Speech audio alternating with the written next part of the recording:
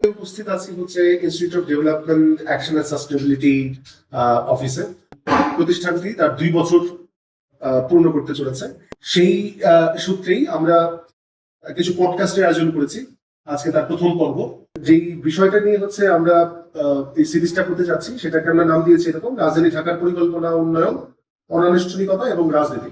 তো মূলত আমরা যে আলোচনাগুলোই করব, আমরা একটু বোঝার চেষ্টা করব যে এই অনানুষ্ঠানিকতা বা ইনফর্মালিটি বলতে আসলে আমরা কি বুঝি। কারণ এরকম বলা হচ্ছে যে ঢাকা শহর বা বাংলাদেশের শহরগুলো আসলে একটা ইনফর্মাল অ্যাক্টিভিটির কেন্দ্র। তো এই বিষয়টা নিয়ে যদি আমরা কথা বলি, সবার আগে আমাদের আসলে বোঝা দরকার যে নগর পরিকল্পনার পার্সপেক্টিভ থেকে গণ পরিসর বিষয়টিকে আমরা আসলে কিভাবে বুঝবো। বাইরে এটা বলে রাখা ভালো, আমাদের পরিচয়টা আগে একটু দিয়ে নেই। আমি শাহরিয়ার প্রধান, আমি লেখালেখি করি, গবেষণা করি, আইডিয়াস এর সঙ্গে জড়িত। আমার সাথে আছেন ফারজানা ববি, তিনি পরিকল্পনাবিদ, স্থানীয় সরকার প্রতিষ্ঠানে কাজ করেছেন এবং বলে রাখা ভালো যে ঢাকা নর্থ সিটি কর্পোরেশনে তিনি দীর্ঘদিন কাজ করেছেন। আমাদের সাথে আছেন উসমাতুল মাহিরা খুশি, সহকারী অধ্যাপক হিসেবে কাজ করছেন, পড়াচ্ছেন স্থানীয় সরকারের নগর উন্নয়ন বিভাগ, জাতীয় কবি কাজী নজরুল ইসলাম বিশ্ববিদ্যালয়। তো দুজনকেই হচ্ছে আমি এখানে ওয়েলকাম জানাচ্ছি। তো প্রথম যে প্রশ্নটা আমরা করতে যাচ্ছিলাম, যেহেতু প্রশ্নটা কিছুটা একাডেমিক, যে গণপরিসরকে আমরা আসলে কিভাবে বুঝবো। গণপরিসর বলতে বোঝায় এমন একটা জায়গা বা এমন একটা প্লেস, যে জায়গাটা অবশ্যই সবার জন্য প্রবেশযোগ্য এবং সবার জন্য ব্যবহারযোগ্য। এখন এই ব্যবহারটা সামাজিক হতে পারে, অর্থনৈতিক হতে পারে, সাংস্কৃতিক হতে পারে, এমনকি রাজনৈতিক হতে পারে। এখন নগর পরিকল্পনার যদি একেবারেই আমি খুব কোর জায়গায় যাই, এটা শহরের যখন তৈরি হবে বা শহরের যখন আমরা স্ট্যান্ডার্ড ঠিক করব, তখন এমন হতে পারে, এমন আসলে বলা হয় যে 30% সেখানে আসলে গণপরিসর থাকতে হবে। আমাদের শহরের ক্ষেত্রে এখন হচ্ছে গণপরিসরের, যখন আমরা বলছি যেটা অর্থনৈতিক, সামাজিক সবকিছুরই একটা অংশ। আমাদের রাস্তার দুই পাশেও দেখবেন যে প্রচুর মানুষের আনাগোনা, তারা কেনাকাটা করতে যাচ্ছে, কেউ বিক্রি করতে আসছে, সেটাও এখন গণপরিসরের অংশ হিসাবে কাজ করছে। এমনকি একটা ছোট চায়ের দোকান, সেটাও আসলে গণপরিসর হিসাবে এখন আবহাওয়া তৈরি করছে এবং আমরা সেটাকে আসলে গণপরিসর হিসাবে চিন্তা করতে পারি। আচ্ছা, এখানে একটা মানে খুবই সিম্পল যে প্রশ্নটা আসবে এই আলোচনাটা করে, যেটা আমি নগর পরিকল্পনার সাথে সম্পর্কিত না, যখন আমি চিন্তা করি, যখন আমি রাস্তায় একজন পেডেস্ট্রিয়ান, যখন আমি রাস্তায় স্ট্রিট ফটোগ্রাফি করতে যাই, তখন আমি দেখি যে যদি একটা জায়গার মাল্টি পারপাস থাকে, অনেকগুলো পারপাস থাকে, সে সামাজিক, তার রাজনৈতিক, তার সাংস্কৃতিক, তার অর্থনৈতিক পারপাস থাকে, তো সেই ক্ষেত্রে তো একটা এসেনশিয়াল একটা কম্পিটিশন হয়। গণপরিসর আসলে 30% থাকা উচিত কমপক্ষে, কিন্তু ঢাকা শহরে আসলে আছে, আমাদের রিসেন্ট যে ট্যাগ প্রকাশিত হয়েছে সেখানেই বলা আছে যে মাত্র 1%। এখন আমাদের যে পপুলেশন আছে, সেই পপুলেশন তো কোথাও না কোথাও যেতে হবে। আমাদের আবহাওয়াগুলো এই কারণেই আসলে তৈরি হয়েছে যে একটা চায়ের দোকান, সেটাকে কেন্দ্র করেই একটা গণপরিসর তৈরি হচ্ছে। সেখানে মানুষ আলাপ করছে, সেখানে চা খেতে যাচ্ছে, আড্ডা দিতে যাচ্ছে। বা তার পাশে যদি আমাদের যে রাস্তাগুলো একটু প্রশস্ত রাস্তা, যেমন আগারগাঁওয়ের কথাই বলি, আমরা অফিস আওয়ারের পরে ওই পুরো জায়গাটা কিন্তু গণপরিসর হিসাবে কাজ করে। সেখানে মতিঝিলের ক্ষেত্রেও তাই হচ্ছে। এখন আমার যেখানে এটা তো বেসিক নিড, হিউম্যান আপনার শহরে এসছে, তাদের বেসিক নিড হচ্ছে গণপরিসর, সেখানে থাকবে, বাচ্চারা খেলতে যাবে। রায়ের বাজারের খুব রিসেন্ট একটা উদাহরণ দেখলাম, সেখানে বলছে যে 1/3, রায়ের বাজার তো মোটামুটি কম জনবহুল এখন পর্যন্ত, যদি আমি সেন্ট্রাল ঢাকা থেকে তুলনা করি, বা পরে তৈরি হয়েছে, সেখানে মাত্র 1/3 দেখা যায় তারা খেলার জায়গা পাচ্ছে। এখন তাদেরও তো একটা জায়গা লাগবে, যে তারা শিশুদের কথা বলছে আর কি, 1/3 শিশুই হচ্ছে আসলে খেলার জায়গা পাচ্ছে না। এখন যখন পাচ্ছে না, তাহলে তারা কোথায় যাবে? এই সবকিছু আসলে ডিপেন্ড করে যে পপুলেশন আমাদের অনেক বেশি, সেই তুলনায় আমাদের সার্ভিস কিন্তু আমরা আসলে দিতে পারছি। একটা একটা বিষয় হচ্ছে যে পপুলেশন বেশি এবং আমাদের অলরেডি এটা এস্টাবলিশ যে আমাদের গণপরিসর বা পাবলিক স্পেস গুলো আসলে আর কিছু অবশিষ্ট নাই। এই যে না থাকাটা, এর একটা প্রয়োজন আছে, একটা শহরে এটার একটা প্রয়োজন আছে, কিন্তু তার নাই। তার দায়ভার তো অনেক ক্ষেত্রে আমরা প্রশাসনকে বা কর্তৃপক্ষকে দিয়ে থাকি, সাধারণ নাগরিক হিসেবে আমি দিয়ে থাকি। এটা তো একটা প্রেশার, সিটি কর্পোরেশনের জন্য তো একটা প্রেশার। তো সেই প্রেশারটা আসলে, এই প্রেশারটার বহুমুখিতা আছে নিশ্চয়ই, মানে এটা বিভিন্ন রকম থেকে, বিভিন্ন জায়গা থেকে আসে। সেই বিষয়টা জানতে চাইবো এবং এটা ম্যানেজ কিভাবে করে। ন্যাক অনুযায়ী হচ্ছে 10% পুরো বাংলাদেশে 10% মানুষ হচ্ছে এই শহরে বাস করে। এখানে তো গণপরিসরের কথা বলে যে 1% এর কম। সেই ক্ষেত্রে প্রত্যেকটা গণপরিসরেরই হচ্ছে যে মাল্টি ফাংশনাল ইউজ অবশ্যই আছে, আপনি যে কথাটা বলছিলেন। এবার সিটি কর্পোরেশনের কথাটা আসি। সিটি কর্পোরেশনের ক্ষেত্রে যেটা হচ্ছে যে সিটি কর্পোরেশন কিন্তু একটা শহরের জন্য ডেজিগনেটেড, তারা হচ্ছে রিক্রিয়েশনাল ফ্যাসিলিটিস বলেন, ওপেন স্পেস বলেন বা গ্রিন স্পেস বলেন, এটা প্রোভাইড করবে হচ্ছে সিটি কর্পোরেশন, ঠিক আছে? এটা তাদের ম্যান্ডেটই আছে। তো সেই ক্ষেত্রে সিটি কর্পোরেশন যেটা করছে যে তাদের যে ডেজিগনেটেড পার্ক গুলো আছে সেগুলোতে তারা হয়তো ম্যানেজ করতে পারছে, তারা সেখানে আদার্স ফ্যাসিলিটিস দিচ্ছে, কিন্তু যে এখানে ডেজিগনেটেড না, যেমন মিরপুর 10 নম্বরে আপনি যে গোল চত্বরের কথা বলেন, ওখানে তো একটা পাবলিক বড় গ্যাদারিং হয়। তো সেই জায়গাগুলোতে তো আসলে ওইরকম করে সিটি কর্পোরেশন ম্যানেজ করতে পারছেও না, বা তাদের আসলে মানে এইভাবে করে ক্যাপাসিটিটাও কম আছে। চিত্ত বিনোদনের জন্য যেটা থাকা দরকার, বা রিক্রিয়েশনের জন্য বা ওপেন স্পেস হিসেবে যে 15% থাকা দরকার একটা শহরের স্ট্যান্ডার্ড অনুযায়ী, সেটা আসলে শুধুমাত্র সিটি কর্পোরেশনের দায়িত্ব না। এখানে আদার্স এজেন্সি আছে, রাজুকেরও কিছু পার্ক আছে, বা হচ্ছে যে এনএইচএ ন্যাশনাল হাউজিং অথরিটি, ওদেরও কিছু পার্ক আছে। প্রত্যেকেরই মানে অর্গানাইজেশনাল কিছু রেসপন্সিবিলিটিস আছে। আমরা ছোটবেলায় এরকম গান শুনতাম টেলিভিশনে যে জনসংখ্যা বাংলাদেশের প্রধান সমস্যা। হ্যাঁ, মানে এখনো জনসংখ্যা বাংলাদেশের প্রধান সমস্যা কি না সেটা জানি না, কিন্তু ঢাকার মতন শহরে 10% বাংলাদেশের টোটাল বাংলাদেশের জনসংখ্যার যদি 10% ঢাকা শহরে উপস্থিত থাকে, এটা যে একটা বড় সমস্যা, এটা বোঝার জন্য আসলে গবেষণার দরকার নেই। এবং সেটার একটা প্রেশার যে গণপরিসরে পড়বে সেটাও আসলে পরিষ্কার। তাহলে আমরা সেইখান থেকে আলোচনাটা আসলে শুরু করতে পারি যে অন্যান্য শহরের সাথে তুলনা করলে, ইভেন বাংলাদেশের ঢাকা এবং রাজশাহী, ঢাকা এবং খুলনার তুলনা করি, তাহলে দেখতে পাই যে রাজশাহীর সমস্যাটা মোটো এত প্রকট না, কারণ সেখানে জনসংখ্যা তুলনামূলক কম। এই অপ্রাতিষ্ঠানিকতায় ঢোকার আগে এটা একটু বলা দরকার যে ঢাকা শহরে অপ্রাতিষ্ঠানিক কাজের সঙ্গে যুক্ত মানুষের সংখ্যা বাড়ছে। হ্যাঁ, একটা পরিসংখ্যান আছে যে 2000 লোক নাকি প্রত্যেকদিন ঢাকা শহরে ঢুকতেছে বিভিন্ন কারণে। সিটি কর্পোরেশন এই ইনফর্মাল অ্যাক্টিভিটিস যেটা যেটা করছে সেটাকে ম্যানেজ করার জন্য সিটি কর্পোরেশনের আসলে কি ধরনের টুলস আছে বা তাদের প্রস্তুতি কি আছে? আচ্ছা, এটা হচ্ছে যে প্রস্তুতি বলতে আসলে ওইভাবে করে তো তেমন কিছু নেই, কিন্তু আমরা যে রেগুলার সিটি কর্পোরেশন যে রেগুলার কাজ করে সেটার ভেতরে, যেমন রাস্তাটা তৈরি করলে সেটা তো হচ্ছে সিটি কর্পোরেশনের যেরকম ফর্মাল মানুষের সুবিধা, ইনফর্মাল মানুষের সুবিধা। আর সিটি কর্পোরেশনের তৃতীয় তফসিল, আইনের তৃতীয় তফসিলে বলা আছে যে হচ্ছে কোনো খাদ্য পরিবহন বা ফেরি করে বিক্রি করতে পারবে না, সেখানে সিটি কর্পোরেশনের পারমিশন নিতে হবে, এবং পারমিশন নেওয়ার জন্য প্রবিধান তৈরি করতে পারবে সিটি কর্পোরেশন। তো সিটি কর্পোরেশনের আসলে কোনো ইনফর্মাল সেক্টরকে অ্যাড্রেস করার মতন ওরকম কোনো অপরচুনিটি সিটি কর্পোরেশনের আইনে বা হচ্ছে ইসে নাই। যেহেতু এই প্রশ্নটা ছিল ব্যবস্থাপনার জায়গা থেকে, তো আরবান প্ল্যানিং এর পার্সপেক্টিভ থেকে ইনফর্মালিটিকে আসলে কিভাবে অ্যাড্রেস করা হয়? আচ্ছা, প্রথম কথা হচ্ছে যখন আমরা গণপরিসরের কথা বলছি, গণপরিসরে বিভিন্ন শ্রেণীর মানুষ বিভিন্ন তারকা যায়, যে আলোচনাটা আমরা একটু আগে করছিলাম। যেমন যারা উচ্চবিত্ত অথবা মধ্যবিত্ত অথবা আর্থিক সম্পত্তি আছে, তারা হচ্ছে এন্টারটেইনমেন্টের পারপাসে যেতে পারে, হাঁটতে যেতে পারে, যাচ্ছে হচ্ছে ইয়েতে খানিকটা নান্দনিক কারণ। এবং যারা হচ্ছে নিম্নবিত্ত, তারা দেখা যায় স্ট্রিট ভেন্ডিং এর সাথে সরাসরি যুক্ত, তাদের ওখানে অর্থনৈতিক তাদের জীবনযাপন জীবিকায় তারা নির্ভর করছে স্ট্রিট ভেন্ডিং এর উপরে। এখন একটা গণপরিসর সেটা নান্দনিক হবে নাকি জীবিকা নির্বাহের মাধ্যম হবে, সেই ডিসিশনটা কিন্তু আরবান প্ল্যানিং কিছুটা ক্ষেত্রে করে দিতে পারে। কিন্তু বাংলাদেশের ক্ষেত্রে যদি আমরা চিন্তা করি, এই ইনফর্মাল অনানুষ্ঠানিক যে গণপরিসর ব্যবস্থা অথবা অনানুষ্ঠানিক যে ভেন্ডারিজম যেটা চলছে, সেটা আমাদের দেশের জন্য অনেক বড় রকমের একটা অর্থনৈতিক কি বলবো, এটা অর্থনৈতিক চক্র হিসাবে চলছে। এবং ধারণা করা হয় যে, যদি খুব অথেন্টিক ডাটা সোর্স নাই, 85% যে অর্থনৈতিক ব্যবস্থা সেটাই অনানুষ্ঠানিক ভেন্ডারিজম থেকে কিন্তু আসছে। এখন এটাকে বাদ দিয়ে আমরা বলতে পারি যে প্ল্যানিং সম্ভব, আসলে কখনোই সম্ভব না।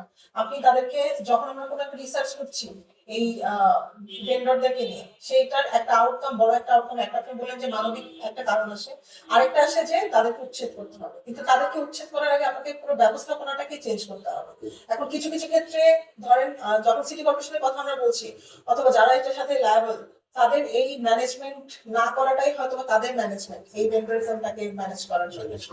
এত সংখ্যক মানুষ যখন আসলে ইনফর্মাল অ্যাক্টিভিটিস এর সঙ্গে জড়িত, এবং গোটা শহর আমাদের অর্থনীতি যেহেতু এটার উপর নির্ভরশীল, মানে যদি একটা ঐকিক নিয়মেও করি যে গোটা দেশে 10% মানুষ থাকে ঢাকা, সেই ঢাকার 85% ইনফর্মালিটির সাথে যুক্ত। তার মানে পুরো কান্ট্রিটাই আমাদের, পুরো ইকোনমিটাই ইনফর্মালিটির উপরে কতটা ডিপেন্ডেন্ট। তো সেখানে সেটাকে আসলে শুধুমাত্র ওটা ইনফর্মাল বা অপ্রাতিষ্ঠানিক বলে এটাকে আলাদা করে রাখা, এটাও তো এক ধরনের একটা ব্যুরোক্রেটিক পলিটিক্স এর মধ্যেই পড়ে নাকি? মানে হ্যাঁ, অবশ্যই। এই বিষয়, হ্যাঁ ববি বলেন। আসলে কি দেখা যায় যে সিটি কর্পোরেশন বিভিন্ন সময় উচ্ছেদ করে, হ্যাঁ, কিন্তু আবার তারা এখানে তো অ্যাডমিনিস্ট্রেটিভ প্রবলেম বা হচ্ছে যে যেখানে পুলিশ প্রশাসন বা এদেরও সদিচ্ছা দরকার আছে, বা পলিটিক্যাল লিডারদেরও হয়তো যে কোনো ইন্টারভেনশন বা তাদেরও কোনো বেনিফিট থাকতে পারে, তাই না? না হলে হচ্ছে সবসময় উচ্ছেদ করা হয়, তারা আবার কেন চলে আসে? এগুলোর আবার সফল কিছু উদাহরণ আছে, আমি দু একটা সফল উদাহরণ আছে আমি বলি। যে হচ্ছে মিরপুর 13 নম্বরে জলাখানা, এটা কিন্তু একসময় হচ্ছে দখল করেছিল কিছু ইলিগাল অকুপাই ছিল। হ্যাঁ। তারপরে যেটা হচ্ছে যে সিটি কর্পোরেশন থেকে একটা প্রজেক্টের মাধ্যমে ওখানে উদ্যোগ নিয়ে আমরা একটা পাবলিক স্পেস করি, এবং এখানে যে লোকাল কাউন্সিলর ছিল ওনার ইন্টারভেনশনটা স্ট্রং ছিল, এবং কমিউনিটিরও স্ট্রং ইনভলভমেন্ট ছিল, যে কারণে ওই পাবলিক স্পেসটা এখন কিন্তু ফাংশনিং। হ্যাঁ, ইভেন ওখানে আর সিকিউরিটি কোনো প্রবলেম হয়তো নেই, কিছু সিসি ক্যামেরা বসানো হয়েছিল, যে কারণে হচ্ছে যে রাত 9টা-10টার দিকে গেলেও আপনি দেখবেন যে ওটা ভাইব্রেন্ট। তারপরে যেটা হচ্ছে যে ওখানে কিছু ইনফর্মাল ইকোনমি, যেমন ফুচকার দোকান, চটপটির দোকানও কিন্তু আছে, ঠিক আছে? স্মার্টের উদাহরণটাও আমরা দিতে পারি। তো এরকম সফলও কিছু উদাহরণ আছে। আবার হচ্ছে যদি বলি যে সিটি কর্পোরেশন অনেক সময় উচ্ছেদ করে, আবার জায়গা মতো চলে যায় ওরা, এখানে কোনো মধ্যস্বত্বভোগী বা আলাদা অন্য কিছু থাকতে পারে। আমরা চেষ্টা করবো যে প্রবলেমগুলোকে আরো প্রবলেমেটাইজ করার। আমরা যেহেতু এখানে কোনো সমাধান দিতে বসি নাই, তো পরবর্তীতে প্রশ্নটা, এটার উত্তরটা হয়তো অত সহজ না ব্যবস্থাপনার জায়গা থেকে, যে এই ধরনের কিছু কেস, এই ধরনের কিছু সুন্দর কেস যেগুলা মানে ফাংশনিং পাবলিক স্পেস রক্ষা করা গেছে, উদ্ধার করা গেছে, এটা কি আসলে এক ধরনের টোকেনিজম হিসেবে থাকে কিনা? ঢাকা শহরে একটা ট্রাক স্ট্যান্ড উচ্ছেদ হয়েছে, আমরা হাততালি দিই, কিন্তু আরেক দিকে হচ্ছে ট্রাক স্ট্যান্ড গড়ে উঠতেও আমরা দেখি। এরকম কি হয় কিনা? মানে অবশ্যই এরকম হয়। স্পেস যেহেতু লিমিটেড, আমাদের তো আর কিছু করার নাই, তাই না? কারণ হয় সিটি থেকে আপনাকে বের করে দিতে হবে, কিন্তু আপনি বের করে তো দিতে পারবেন না, অথবা হচ্ছে যে নতুন স্পেস ক্রিয়েট করা, তো সেটা তো আমাদের সুযোগ নাই। এই যে আমরা বলছিলাম যে ইনফর্মালিটি বলা, ইনফর্মাল বলে রাখা এবং খবরদারিটাই শুধু করা, এরকম সার্ভিস দিতে না পারা বা ক্যাপাসিটি না থাকা, সেক্ষেত্রে আসলে তখন আমরা ইনফর্মালিটির সংজ্ঞা নিয়েও কি তখন আমাদের আসলে আবার ভাবতে হবে যে ঢাকা শহরের ইনফর্মালিটির সংজ্ঞাটা আসলে ভিন্ন। দেখেন, যে কোনো ধরনের ব্যবসা প্রতিষ্ঠান অথবা আমি যখন কোনো নতুন হয়তো একটা রিক্সাই আমি যখন চালাবো, তখন কিন্তু আমাকে সিটি কর্পোরেশন বলেন বা পৌরসভা থেকে আমাকে অনুমতি নিয়ে হচ্ছে, যেটা ববি আপনি অলরেডি বলেছেন, যে আমাদের তাদের রেজিস্ট্রেশন নিতে হবে, লাইসেন্স নিতে হবে, যে প্রসিডিউর আছে, যে তফসিল 3-এর আন্ডারে যেভাবে করতে হবে, সেটা তারা পৌরসভা চাইলে বা সিটি কর্পোরেশন চাইলে করতে পারে। এখন এই আইনের বেসিসে যেগুলো আছে সেগুলোকে আমরা বলছি ফর্মাল, আর এই আইনের বাইরে যা কিছু চলছে সেটাকে আমরা বলছি ইনফর্মাল। আমরা যখন, আমি খুব সহজ একটা উদাহরণ দিয়ে বলি, যারা রাস্তার পাশেও দোকান দিচ্ছেন, যারা হচ্ছে ফুটপাতে হকার আছেন, তারাও কারো না কারো কাছে দায়বদ্ধ, লিখিতভাবে কোথাও দায়বদ্ধ না। আমরা যদি ফর্মাল হতো তাহলে তারা সিটি কর্পোরেশন, ঢাকা শহরের ক্ষেত্রে সিটি কর্পোরেশনের ক্ষেত্রে হতো বা পৌরসভা, যে কোনো পৌরসভার আন্ডারে তারা হচ্ছে দায়বদ্ধ থাকতো, কিন্তু সেটা কিন্তু নাই। তারা কোনো না কোনো পলিটিক্যাল লিডার অথবা এলাকার নেতা, এই ধরনের মানুষের কাছে তারা দায়বদ্ধ। তারা একটা পেমেন্ট করছে, দিন যেখানে আমি দোকান দিচ্ছি, আমি এই পেমেন্টটা তোমাকে করছি, তার বিনিময়ে কি হবে, আমাকে যখন প্রশাসন এসে তুলে দিবে, আমি আরেকটা জায়গা যেন পাই, এবং আমি এই লিঙ্ক আপে যখন থাকবো তখন আমার জীবিকা সেটাও নির্ভর হবে, এবং আমাকে যিনি ম্যানেজ করছেন, কাইন্ড অফ মিডল ম্যান, সেটাও হচ্ছে তিনিও ম্যানেজ করতে পারবেন। এবং এখানে আমার কাছে যেটা মনে হয় যে আমাদের যিনি মিডলম্যান থাকেন, তিনি পলিটিক্যালি এবং প্রশাসনিক ভাবে একটা লিঙ্ক হিসাবে কাজ করেন, যে লিঙ্কের কারণে এই আমাদের ইনফর্মাল সেটেলমেন্ট গুলো, আমরা ইনফর্মাল যে অর্থনৈতিক যে ব্যবস্থা, সেটাকে আমরা আসলে পুরোপুরি ধ্বংস করতে পারি না, পুরোপুরি এরেডিকেট করতে পারি না। এখন এইটা যদি আমাদের এই প্রসেসটা যদি মেনটেন করতে হয়, ওই কমিউনিটি লিডার বলেন অথবা এই নেতা, তার সদিচ্ছাও কিন্তু জরুরি। আদারওয়াইজ এটা আসলে আমরা ফর্মালাইজও করতে পারবো না, এটা ইনফর্মাল হিসাবেই রয়েছে। তো এটা আমরা কেন একটা মাঝামাঝি জায়গায় আসতে পারি না? মানে এগুলা কি কি কয়েকটা আমাদের চিহ্নিত হয়েছে। একটা হচ্ছে যে এটা আমরা চাই না, এটা আমরা চাই না, এটা একটা আসছে, এটা চাই না। 2 নম্বর হচ্ছে যে মিডল ক্লাস মানুষজন বা আমরা যারা, আমরা এটাকে আসলে একটা প্রবলেম হিসেবেই দেখি, যেহেতু আমরা এটাকে ভুক্তভোগী কিন্তু সরাসরি উপকার বলি না। এটা একটা বিষয় হিসেবে আসছে। আরেকটা বিষয় হিসেবে আসছে যে নেটওয়ার্কটা যেটা কাজ করে, সেটা আসলে আমাদের শহরের আমাদের যে ফর্মাল যে স্ট্রাকচার তার থেকে ওটা স্ট্রং, Definitely. তার থেকে এটা স্ট্রং। এটাই কি একটা কারণ যে ইভেন একাডেমিক বা পলিসি ডিসকাশন বা এই ধরনের গবেষণা তো আমরা এরকম কোনো কমপ্লেক্স গবেষণা দেখতে পাই না। মূল যে সমস্যাটা হচ্ছে গবেষণা আছে, গবেষণা একদমই নাই সেটা আমরা বলতে পারি না, কারণ গবেষণা আছে এবং সবগুলোই আসলে এন্ড হয় যে এদেরকে উচ্ছেদ করিয়ে আমরা অ্যাস্থেটিক একটা ভিউ বজায় রাখবো। কিন্তু এটা আসলে সম্ভব এই কারণে হয় না, এটা আমাদের প্রথমেই বলেছি যে আমাদের অর্থনৈতিক একটা বড় অংশ এটার সাথে যুক্ত। এখন যখন অর্থনীতি এটার সাথে যুক্ত এবং তার সাথে শহরের মোটামুটি সব শ্রেণীর মানুষই আসলে যুক্ত, যিনি মধ্যম শ্রেণী, আপনি যার কথা বললেন যে যার সরাসরি স্টেক নেই, সেও কিন্তু রাস্তায় বেরোলেও ঠেলাগাড়ি থেকে সবজি কিনে বাসায় ঢুকছে, অবশ্যই বাসায় ঢুকছে। এটা ব্যুরোক্রেটিক প্রসেসের সাথে সরাসরি ইনভলভ না, কিন্তু এটা কিন্তু ব্যুরোক্রেটিক প্রসেসেরই একটা ইনফর্মাল অংশ, যেটাকে তারা ব্যবচ্ছেদ করতে নিজেরাও চায় না।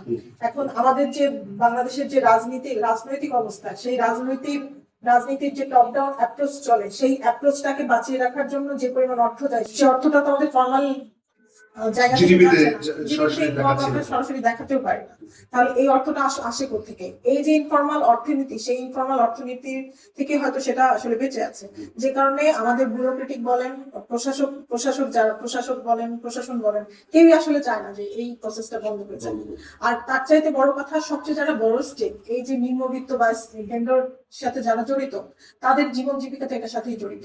এবং তারা দেখা যাবে যে আপনি একটু আগে বলছিলেন যে প্রায় 1000-এর বেশি মানুষ হয়তো প্রতিদিন ঢাকা শহরে আসে, তারা কোনো না কোনো ভাবে কিন্তু সার্ভাইভ করছে, এবং সার্ভাইভ করার এটাই হচ্ছে একমাত্র প্রসেস, যে প্রসেসের ভিতরে ঢোকা খুব সহজ এবং অর্থনৈতিক ভাবে বেঁচে থাকাটাও সহজ। দেখা যায় যে যদি তারা ফর্মাল ইকোনমিতে চলে আসে তখন তাদেরকে ফ্যাসিলিটিস দিতে হবে, তাই না? Exactly. আপনি ওয়েস্ট ম্যানেজমেন্ট ফ্যাসিলিটিস, এখন হচ্ছে হয়তো আমি তাকে বলতে পারি যে তোমার দোকান আছে, তোমাকেই ময়লা পরিষ্কার, তখন তাকে ফ্যাসিলিটিস দিতে হবে। এটাও একটা পলিটিক্স হতে পারে, যে সেই কারণে হয়তো আমরা চাই না যে তারা ফর্মাল ইকোনমিতে আসুক। তার মানে এটা একটা ফর্মাল ইনফর্মাল একটা ধরনের ইন্টারপ্লে আছে। হ্যাঁ, মানে দুটা তো কোনো না কোনো জায়গায় হচ্ছে সম্পর্কিত, রেসিপ্রোকাল।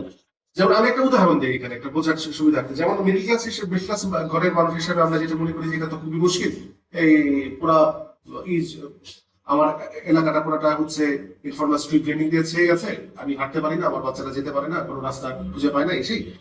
তো আমারই কিছু বন্ধু বান্ধব দেখলাম যে তারা একসাথে হয়ে একটা জমি কিনছে হচ্ছে টঙ্গীতে, সেখানে তখন ইন্টেনশন ছিল যে তারা বাড়ি করবে, পরে দেখলো না বাড়ি করতে সুবিধা হয় না, বরং ওইখানে যে একটা লোকাল গার্মেন্টস কে তারা দিয়ে দিয়েছে। লোকাল গার্মেন্টস মানে হচ্ছে যারা হচ্ছে সাব কন্ট্রাক্টে গিয়ে কাজ করে, হ্যাঁ, যেটা সেরকম রেজিস্টার্ড না, যেখানে কিছু যে ছাউনি বানানো হয়, যেখানে অনেক লোক কাজ করে। তো সে জানেও না যে সে কিভাবে হচ্ছে ইনফর্মাল ইকোনমিতে আসলে যুক্ত, এই যে এই ফর্মাল পার্ট এবং ইনফর্মাল পার্ট দুটা যুক্ত। আবার যারা হচ্ছে ভেবেছিল যে টঙ্গী বা গাজীপুরে যে বাড়ি কিনে জায়গা কিনে বাড়ি করবে, তারা দেখলো যে এই মুহূর্তে বাড়ি করার চেয়ে ওইখানে যদি ছোট ছোট রুম করে ভাড়া দিয়ে দেওয়া যায় তাহলে বেশি টাকা আসে, কম ইনভেস্টমেন্টে বেশি টাকা আসে। মানে আমরা যারা প্রতিনিয়ত কমপ্লেইন করি, আমরা জানিও না যে আমরাও কিভাবে আসলে ওই ইনফর্মালিটির সঙ্গে যুক্ত। মানে এই যে ইন্টারপ্লেটা, এটা আমার মনে হয় এখন পর্যন্ত একটা আনএক্সপ্লোরড, অতটা এক্সপ্লোরড এরিয়া না। আসলে আমরা পেপার পত্রিকায় যেটা পড়ি সেটা হচ্ছে যে উপরে তাদের সার্ভিসে যে কষ্ট, কিন্তু সার্ভিসের বাইরে যেটা আছে সেটা কিন্তু কখনোই জানে না। দেখা যাবে যে প্রত্যেকটা মানুষই হচ্ছে কোনো না কোনো ভাবে ইনফর্মাল ইকোনমিতে বেনিফিট যুক্ত, এক্স্যাক্টলি যুক্ত। আচ্ছা, এবার একটু আমরা একটু নর্মেটিভ কথাবার্তাগুলো বলি, যেটা আমরা বলি নাই, অনেক থিওরিটিক্যাল কথাবার্তা বলছে, যে যারা ইনফর্মালি যুক্ত কাজের সঙ্গে, তাদের আমরা অধিকার হয়তো দিতে চাই না, যে তারা আমার জায়গাটা নিয়ে নেবে, সব পাবলিক স্পেস তারা দখল করে ফেলবে, তা আমরা দিতে চাই না। কিন্তু আমাদের নিজেদের প্রয়োজনে তাদের তো কিছু মৌলিক কিছু সুযোগ সুবিধা আসলে দরকার। সো কিছু মাত্র সার্ভিস তো আসলে তাদের পাওয়া দরকার, কিছু চ্যালেঞ্জ আদার্স অর্গানাইজেশন থেকে তাদের দেওয়া উচিত। তো সেটার কি কোনো মেকানিজম, কোনো কেস আমরা দেখতে পাই এরকম আছে? আমি একটু আপু অ্যাড করার আগে একটু বলি, সেটা হচ্ছে আমরা যে বলছি যে তারা ফ্যাসিলিটি পায় না, কিন্তু এই ঢাকা শহরের মতো শহরে আসলে কখনোই কারোর পক্ষে উইদাউট ফ্যাসিলিটি টিকে থাকা সেটা সম্ভব থাকা না। সম্ভব না। যেমন ধরেন এই যে ময়লা পরিষ্কারের কথা বললেন, যেই এরিয়ার কথা আমরা বলছি, যে গণপরিসরের কথা বলছি, দোকানের কারণে ময়লা হচ্ছে, সেই ময়লা কিন্তু সিটি কর্পোরেশনের কেউ না কেউ এসে নিয়ে পরিষ্কার যাচ্ছে। করছে। কেন নিয়ে যাচ্ছে? তারও সেখানে কিন্তু একটা ছোট হলেও একটা স্টেক আছে, সে সেখান থেকে কিছু পাচ্ছে। আপনি পরিষ্কার পরিচ্ছন্নতার কথা বলেন, পানির কথা বলেন, গ্যাসের কথা বলেন, সেটি না পেলে ইনফর্মালি তারা পাচ্ছে। আচ্ছা, আমরা যে বলছি যে আমরা করাপশনের কথা বলছি বা রাজনীতির কথা বলছি, রাজনীতিবিদরা অথবা রাজনৈতিক ভাবে যখন আমরা আমাদের সদিচ্ছা যতদিন না হবে, এই প্রবলেম গুলো আমরা আসলে সলভ করতে পারবো না, এবং একটার সাথে আরেকটা ভয়াবহ ভাবে ইন্টারভিউ। আমি যখন ইনফর্মাল এই অর্থনীতির সাথে যুক্ত, তখন আমি বেশি দামে হলেও কিন্তু আমার ময়লাটা আমি পরিষ্কার করাবো, তখন আমি বেশি দামে হলেও আমি আমার পানিটা নেওয়ার ব্যবস্থা করবো সেই একই প্রতিষ্ঠানের কাছ থেকে, হয়তো তারা জানছে না। এবং আমি এই ধরনের কোনো ডাটা আপনি কিন্তু সরাসরি পাবেন না।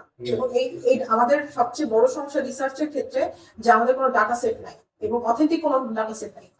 ডাটা সেট না থাকার কারণে আপনি এক্সাক্ট কি প্রবলেম, আমি বলছি 85% অর্থনীতি এটার সাথে যুক্ত, কিন্তু আমার এক্সাক্ট কোনো ডাটা সেট নাই যেটা রেফারেন্স আমি আপনাকে দিতে পারবো। কিন্তু এটা কিন্তু চলমান, এটা কিন্তু চলছে। এখন সিটি কর্পোরেশন যদি শুধু নিজে চায় যে আমি প্রবলেম গুলো সলভ করবো, সেই ম্যান পাওয়ার তাদের আসলে নেই, সেই ক্যাপাবিলিটি, টেকনোলজি, সেই ইনস্ট্রুমেন্ট গুলো তাদের নেই। আন্ডারস্ট্যান্ডিংও নাই। হ্যাঁ, এইগুলো যদি আমরা করতে চাই, এক নাম্বার প্রথম দরকার হচ্ছে আমার রাজনৈতিক সদিচ্ছা।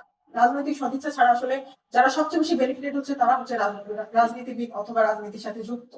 তো সেটা আসলে আমার কাছে মনে হয় যে বেশি জরুরি। জরুরি। এই যে স্ট্রিট ভেন্ডর বলতে, বা আমরা যে পথে যেসব মানুষজনকে দেখি বিভিন্ন জিনিস বিক্রি করছে, এই স্ট্রিট ভেন্ডিং এর একটা একরৈখিক সংজ্ঞা অনেক সময় আমরা দেখতে পাই বা রেফার করা হয়, যেমনই বলো, কিন্তু এটা তো আসলে একরৈখিক কোনো ব্যাপার না। এটা তো একটা বিরাট ক্লাসিফিকেশন আছে। অবশ্যই একটা ক্লাসিফিকেশন আছে, যেমন যে লোকটা হচ্ছে অল্প কিছু মরিচ পেঁয়াজ নিয়ে বসে পড়লো, এখানে নিচে বসে পড়লো, 50 টাকার কিনলো, 60 টাকার বিক্রি করলো, 70 টাকার বিক্রি করে 20 টাকা কামাই করলো। আর মতিঝিলে, মিরপুর 10-এ বা এরকম জায়গায়, বা কিছু কিছু ক্ষেত্রে মহাখালীতেও, যে যারা বিরাট গার্মেন্টস প্রোডাক্ট নিয়ে বসে আছে, দুইটা কিন্তু আমরা স্ট্রিট ভেন্ডর বলি, কিন্তু দুজন তো আসলে এক না।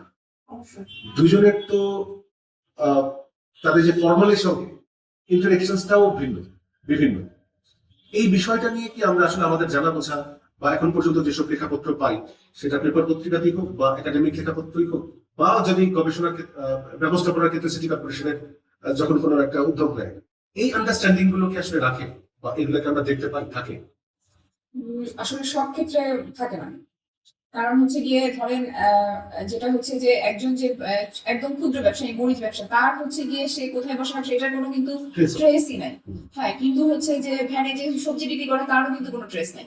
কিন্তু যে মিরপুর 10 নম্বরের মতন বা মতিঝিলের মতন জায়গায় বসতেছে, তার কিন্তু একটা সমিতি আছে বা ক্ষুদ্র বহুমুখী সব সমিতি আছে, ও নিশ্চয়ই কোনো একটা ফর্মাল প্রসিডিউরের মধ্যেই আছে।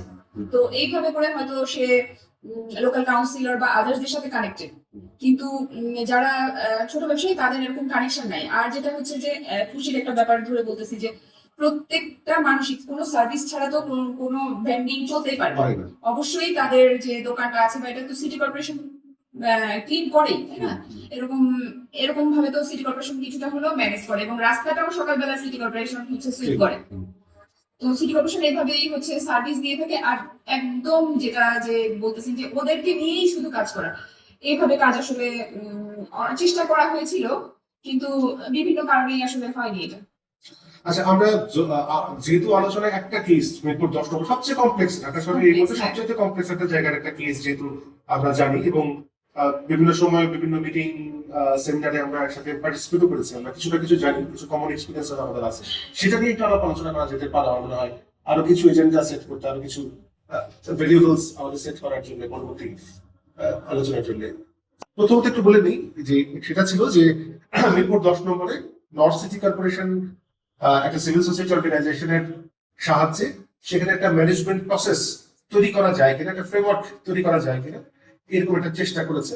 সেখানে লোকাল সিটি কর্পোরেশনের কাউন্সিলর ছিলেন, লোকাল কিছু পলিটিক্যাল লিডার্সরা ছিলেন, সেখানকার মিউনিসিপ্যালিটি সিটি কর্পোরেশনের দিক থেকে পূর্ণ সহযোগিতা ছিল, একটা সিভিল সোসাইটি অর্গানাইজেশন তারা নিজেদের কিছু কাজকর্ম করেছিলেন কোনো অর্থ সাহায্য ছাড়া, কোনো রকমের ফান্ডিং ছাড়া, এবং একটা গবেষণা প্রতিষ্ঠান বা থিঙ্ক ট্যাঙ্ক যেটাকে বলি তারাও আসলে কাজ করেছিলেন এবং এন্টায়ার প্রজেক্টটা ছিল অনেকটা বলা চলে যে এটা মানে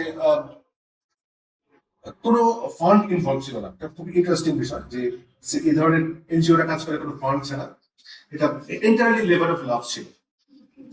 তো এত এত মানে লেবার অফ লাভ থাকার পরেও জিনিসটা আসলে কেন মানে ফেল করি? আচ্ছা, আপনি তখন বলতেছিলেন যে হচ্ছে মানে এর ভিতরে ইন্টারপ্লে আছে। এটা তো ইন্টারপ্লে থাকার কারণে যেটা হচ্ছে যে এখানে কিন্তু লোকাল কাউন্সিলর ইনভলভ ছিলেন, কিন্তু উনি হয়তো চাচ্ছেন, আবার আমাদের এখানে তো লিডারের কোনো অভাব নাই, কমিউনিটি লিডার হয়তো চাচ্ছেন না। তো এই আমি যতদূর জানি যে হয়তো মানে ইন্টার কোনো তাদের ভিতরে কোনো দ্বন্দ্ব বা হচ্ছে অ্যাডমিনিস্ট্রেশন থেকেও চাচ্ছিল না যে এটা হোক, কারণ সবাই এখানে বেনিফিটেড হয়। সেই কারণে হচ্ছে যে পরে পুরো জিনিসটাই আসলে ফল করে, ওইভাবে করে আর তা হকারদেরকে ম্যানেজ করা যায়নি। আর একটা জিনিস হচ্ছে যে যিনি হকার তিনি কিন্তু আসলে দেখা যাচ্ছে যে তিনি কারো ভাড়া করা, তার ওপর তার যে ওপর টায়ারে কিন্তু আছে হয়তো কোনো ক্ষমতাশালী লোক। সেই কারণে হচ্ছে যে সে চায় না যে আমি ফর্মাল প্রসিডিউরে আসি বা হচ্ছে আমি কোনো ফি দিয়ে সিটি কর্পোরেশনের সিস্টেমে ঢুকি, ঠিক আছে, এভাবে যদি আমি ব্যবসা করি তাহলে আমার সুবিধা বেশি। এইসব কারণেই হচ্ছে যে এটা আসলে আর ওইভাবে করে রান করা যায়নি। তবে এখানে যেটা বলবো যে পলিটিক্যাল লিডারদের সদিচ্ছা ছিল, কিন্তু আসলে ওই কাজটা যে কেন ফেল করলো এটারও একটা গবেষণা হওয়া প্রয়োজন। এটা একটা গবেষণা হওয়ার প্রয়োজন। আচ্ছা, এখান থেকে কয়েকটা বিষয় আমরা মানে সিদ্ধান্ত আসতে পারতাম হয়তো তখন যদি করতাম। যে এক নম্বর ছিল যে আমরা আসলে যখন বলা ছিল যে পাবলিক স্পেস ম্যানেজমেন্ট, তো পাবলিক স্পেস ম্যানেজমেন্ট প্রকারান্তরে যেটা ছিল আসলে স্ট্রিট ভেন্ডিং ম্যানেজমেন্ট হয়ে গেছিল সেটা। তো স্ট্রিট ভেন্ডিং ম্যানেজমেন্ট যে করবে সেটার আসলে কি পলিসি আছে আমাদের বা কি কোনো লিগাল ফ্রেমওয়ার্ক নাই। তো যেহেতু কোনো লিগাল ফ্রেমওয়ার্ক নাই সেক্ষেত্রে কোনো বল প্রয়োগের কোনো জায়গা নাই, বল প্রয়োগ একটাই চলছে। তো এটা একটা বড় রকমের বাধা ছিল।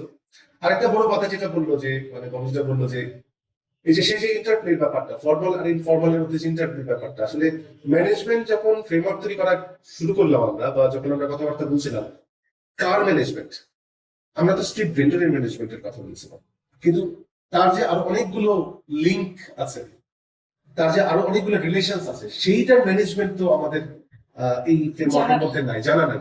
কারণ আমরা ম্যানেজ করতে পারি তাকেই যাকে আমরা দেখতে পারি, যাকে আমরা দেখতে পারি না তাকে আসলে আন্ডারগ্রাউন্ডে নাকি উপরে মানে কোথায় আছে আমরা তো জানি না, নাকি আমরা যখন কথা বলছি যে টেবিলে সেই টেবিলে সবচেয়ে ঝাঁঝালো বক্তৃতা যারা দিচ্ছেন তাদের ভিতরেই আছেন, আমরা তাও জানি না। তো এটা আসলে আমাদের তখন একটা বিষয় মনে হয়েছে যে এই ফর্মাল ইনফর্মাল এই ইন্টারপ্লেটা কিরকম তার একটা খুবই কোয়ালিটেটিভ, তার একটা খুবই দুর্দান্ত ইনভেস্টিগেটিভ আসলে একটা রিপোর্ট দরকার সবার হাতে, এবং সবাই জানে কিন্তু খোলাসা করা দরকার। এবং এটা মাথায় রেখে না যে আমরা তাদের উচ্ছেদ করবো, এটা মাথায় রেখে যে আমরা আসলে এখানে কিছু একটা করতে চাচ্ছি যাতে বোথ পার্টি উপকৃত হয়। আমরা আমাদের ইকোনমিকে নষ্ট করতে চাচ্ছি না, আমরা মানুষের মানবিক যে মানে চাহিদা আছে, যেটুকু অধিকার তাদের আছে সেটুকু নষ্ট করতে চাচ্ছি না। আবার সিটি কর্পোরেশন বা কর্তৃপক্ষ তারা কিছুই করতে পারে না, তাদের হাতে কোনো রকমের টুলস নাই, তারা একদমই অপারক, এরকম একটা জায়গা আমরা বিশ্বাস করে বসে থাকতে চাই না। এরকম একটা মাঝামাঝি জায়গা থেকে আমার মনে হয় এই জায়গাটার এখনো দারুণ সম্ভাবনা আছে এবং এটার একটা প্রয়োজনও আছে। যেগুলো আমরা আলোচনায় এখন পর্যন্ত জানলাম যে প্রথমত গণপরিষদের একটা শ্রেণী চরিত্র আছে, আবশ্যিকভাবে একটা শ্রেণী চরিত্র আছে, এটা আমরা মানতে হবে। গণপরিষদ এবং পাবলিক স্পেসের যে ভেন্ডিং, স্ট্রিট ভেন্ডিং, এই দুটা ইন্টারসেকশন অত্যন্ত কমপ্লেক্স একটা বিষয় এবং এখানে অনেক রকমের পার্টি জড়িত, অনেক রকমের, যাদের আমরা কাউকে চিনি কাউকে চিনি না। সো এটাকে উদ্ঘাটন করা বা এটাকে বোঝার জন্য কোন লিগাল ফ্রেমওয়ার্ক তৈরি করা বা পলিসি তৈরি করার আগে সেটাকে আন্ডারস্ট্যান্ডিং এর জন্য এটার একটা কমপ্লিট গবেষণা হওয়া দরকার, মাল্টি পার্টি গবেষণা হওয়া দরকার, যেখানে নিশ্চয়ই ইকোনমিক্স লোকজন দরকার হবে, প্ল্যানিং এর লোকজন দরকার হবে, আর্কিটেক্ট দরকার হবে, সোশ্যাল সায়েন্সের লোকজন দরকার হবে। একটা কমপ্লেক্স জায়গা আসলে আমাদের দরকার। এবং আমরা চাইবো যে এই মাঝামাঝি কোনো একটা জায়গায় আসলে আমাদের কর্তৃপক্ষ চিন্তা করতে শুরু করুক, শুধুমাত্র অধিকার না, শুধুমাত্র উচ্ছেদ না, এই দুটার মাঝামাঝি একটা জায়গায় আমরা এসে উপস্থিত হই। আমি কালকে একটু সার্চ করে দেখলাম যে হচ্ছে ইন্ডিয়া, তারপরে হচ্ছে থাইল্যান্ড, এইসব জায়গায় কিন্তু স্ট্রিট ভেন্ডিং আছে, তাই না? তো তাদেরও কিন্তু একটা ডেটা আছে, আমাদের কিন্তু সেই ডেটাটা নাই।